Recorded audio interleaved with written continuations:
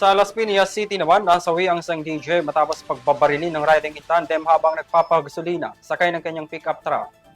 May kinalaman sa ilegal na droga ang tinitingnang motibo ngayon ng mga otoridad sa pagpaslang. Narito ang report mula kay Raymond Jacinto. Patay ang isang club disc jockey matapos barilin sa Barangay Pamplona 1, Las Piñas City noong Miyerkules ng gabi. Batay sa kuha ng CCTV, sakay ang 34 na anyos na biktima ng kanyang pickup vehicle na kasalukuyang nasa gasolinahan bandang alas 10 ng gabi. Nang biglang huminto sa kanyang tabi ang dalawang lalaki na nakasakay sa isang motorsiklo. Bumaba ang nasa back rider mula sa motorsiklo at lumapit sa sasakyan kung nasaan naroon ang biktima at bigla itong pinaputukan. Dali-daling tumakas sa mga suspect sakay ng kanyang motorsiklo habang ang biktima naman ay bumangga sa pader sa naturang gasolinahan.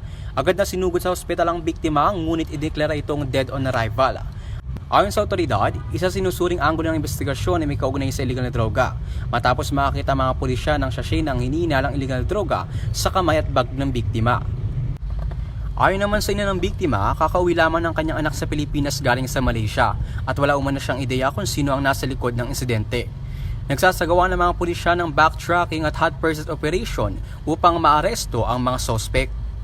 Para sa EuroTV News, Raymond Jacinto, sumasaludo sa bawat Pilipino.